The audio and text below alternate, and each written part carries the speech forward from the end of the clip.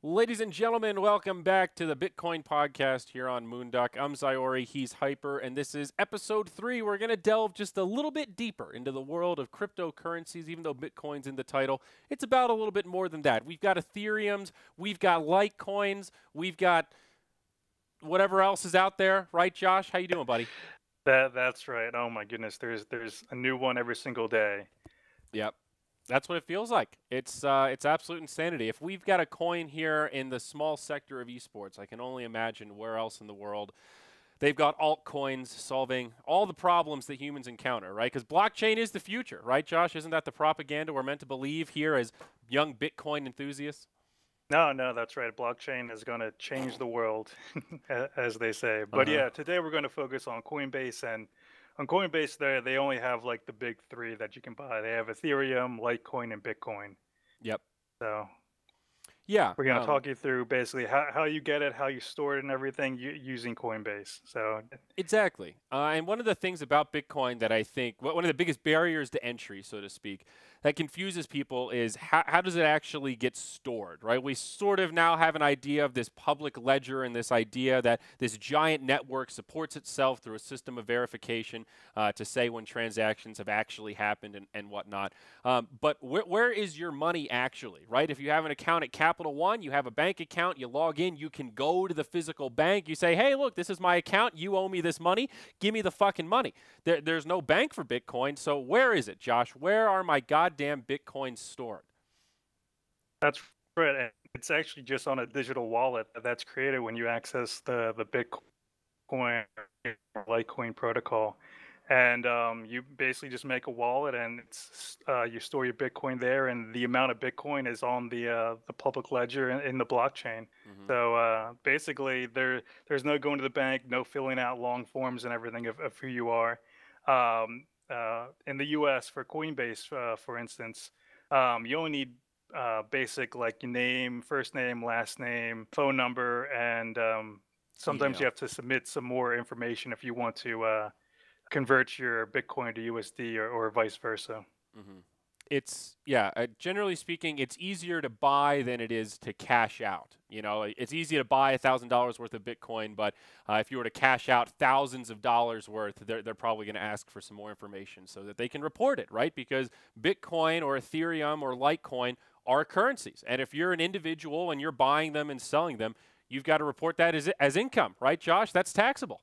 Yep, no, definitely that's right. And Coinbase is trying to play by the rules and everything. Coinbase has been around for a very long time. When I signed up years ago, Hmm. I bought my Bitcoin through Coinbase, and at that point in time, they only had Bitcoin. There was no Ethereum, Litecoin. They weren't really on the radar yet. It was just Bitcoin, Yeah. and they've lasted over the years, and they've done it by having a really secure system.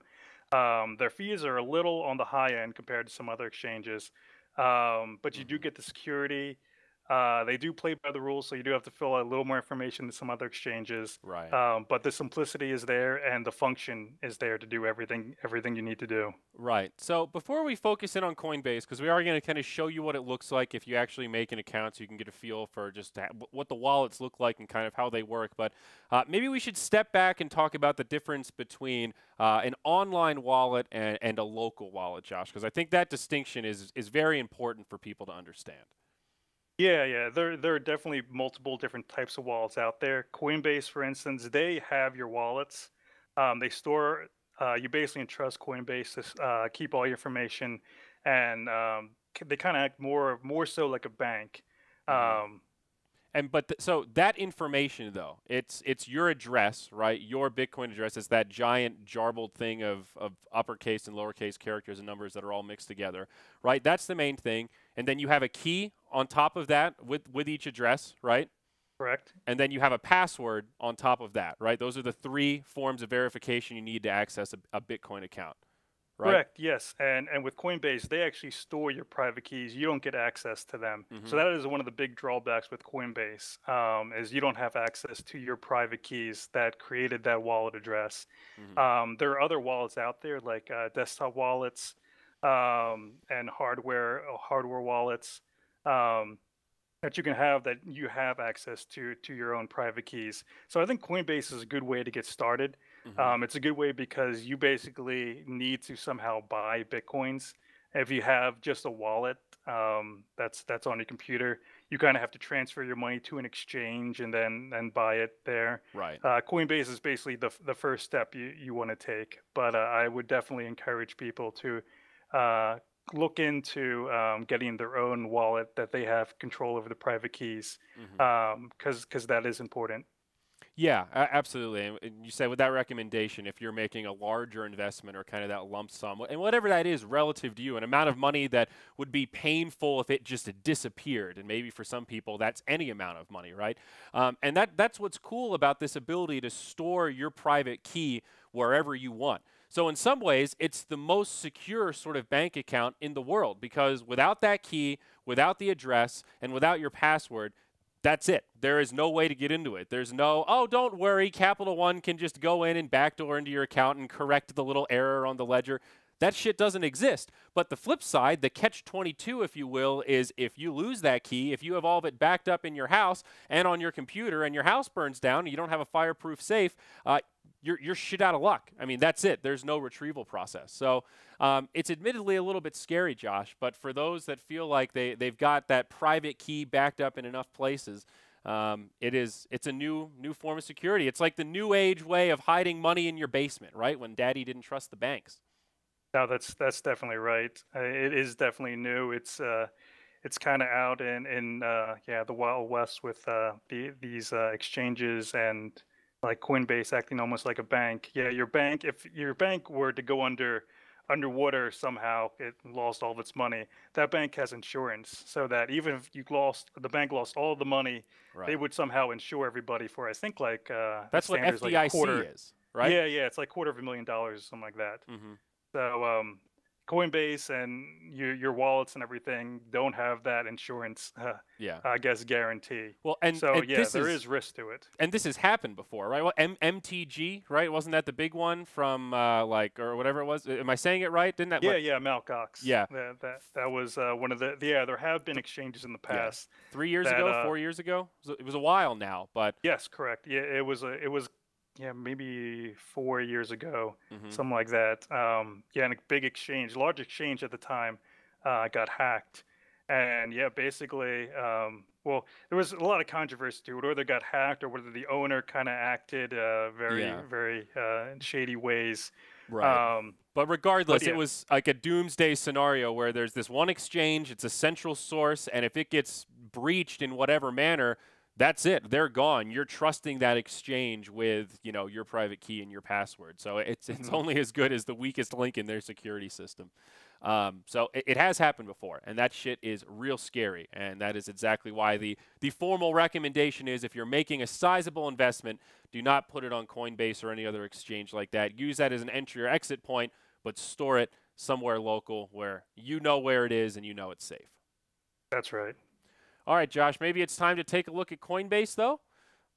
So, folks, basically what we did, we took the first step. It's really pretty straightforward. You just type in your email, your name, that kind of stuff, and they send you a little registration thing. So, when you hop in, you do need to verify a little bit more information to be able to buy and sell, but automatically you come out the gate with a Litecoin account, an Ethereum account, as well as a Bitcoin account. And each of those are addresses that are ready to rock and roll. You can even click on receive, you can show this address, and all you have to do is copy this to the clipboard, and you've got a location now where somebody can send you money. That is your wallet, just like what you would put in your pocket. You can scan the QR code. There's a ton of phone apps that allow you to just show that to somebody. They scan it, and they can just send you Bitcoin as if they were sending you money on PayPal or something else. No, that's right. It really is that simple. They set everything up for you. Like we were saying, the cost to actually make one of these wallets is pretty much zero. So they can just make new wallets if you want to. I think Hmm. that's an option somewhere. And they also have like some more secure things available, like vaults and everything, where in case you really want to be secure, you can have like two-factor authentication, but also have like multi-day wait times before transactions goes through, which Hmm. is way longer than it would take if you just put the order in the blockchain. Yeah. But yeah, there is a substantial amount of security that the Coinbase can provide you if you Hmm. want that. Yeah, and of course you have a little account for your US dollars or whatever other currency you use once you transfer it into Bitcoin if you go through, or sorry, into Coinbase once you go through and link your bank account and all that kind of stuff. So you don't have to link your bank account either. Maybe worth mentioning, Josh, you can pay by direct wire transfer and all sorts of other ways so they don't get your information. I definitely understand that feeling of it's scary to link your bank account to other services online and just hope that nothing goes wrong. So if that's a big deal, you know, there are wire transfer options and I think some other things. You can even do it with a credit card. The fees are ridiculous because you have to pay the credit card processing fee, but they will take a credit card if you want to. If you say, you know what, I just want to mess around, I want a few $100s worth of Bitcoin, you could put it on your Visa. That's kind of cool. Yeah. No, it is true, and the Coinbase definitely makes it nice and simple for the average new user to cryptocurrency. You do pay for it though in fees. Right. And so if you want to take the next step, Coinbase actually has an exchange that they use called GDAX, and if you actually because they're partners, they're linked back and forth. You can move your money, zero fees, to GDAX and buy your Bitcoin through that, and pay substantially lower fees. Your Bitcoin or Ethereum or Litecoin, I guess we should say. Those are the three. Those are the three they support, and those are the three that you can buy and sell and trade in all different ways, like Bitcoin to Ethereum, Ethereum to Litecoin, Litecoin to Bitcoin. Yeah. Every combination you can make with those three. Yeah, and so and if you're wondering, you know, so what's the difference between Coinbase and GDAX if they're kind of owned by the same person and they're in the same system? And the answer is Coinbase is really designed for a more casual user, someone who just wants to buy a relatively small amount or up to a few $1,000s, have some Bitcoin, make it feel sort of like a bank account, at least have that kind of interface. GDAX is designed for day traders. The percentage that you pay on trades is substantially lower. It's like 0.25% instead of 2%. So it's, you know, orders of magnitude different, but it's not as user friendly. If you've never traded stocks before in real life, you'll probably find GDAX kind of confusing, and you know you won't find explanations on their website of what a market trade is or what a limit trade is. That stuff, information that you're kind of supposed to know ahead of time when you come into something like GDAX. So they do serve a very different purpose, even though they are both quote unquote exchanges. Yeah, and if you ever seen like that's a good point to bring up. If you ever bought or sold stocks, the interface for that is very similar to where you have a market limit and stop options to buy and sell stuff, and you have just a chart and an order book with buy and sell orders. So it's all incredibly it's basically the same concept of buying and selling stocks. Yep. So if you bought or sold stocks in the past, this should be incredibly familiar to you. If you haven't, this is basically what buying or selling stocks. If you're to do it, whatever, through Scottrade or TD Ameritrade, this is basically you go through the exact same process.